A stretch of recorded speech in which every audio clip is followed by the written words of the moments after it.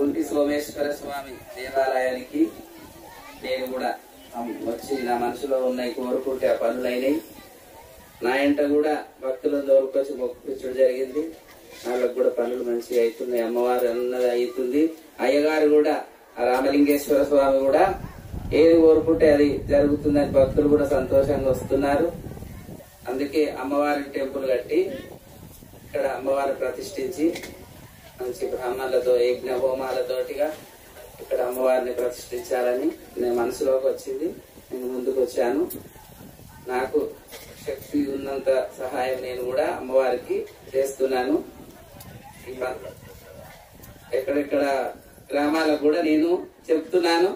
నేను కూడా పండుగలు అమ్మవారి కళ్యాణాలు చేస్తా, బోనాలు ఎత్తుకొని పోతా. కాబట్టి రైకనగూడెం గ్రామంలో ఇట్లా గుంటి సోమేశ్వర స్వామి బండలో నిలిచి ఉన్నాడు.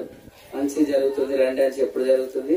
ఈ గ్రామ పెద్దలతోటి ఈ ఊరు అందరి రైకనగూడెం గ్రామం పెద్దల సమక్షంలో కూడా అందరి సహాయం కావాలని కోరుతున్నాను.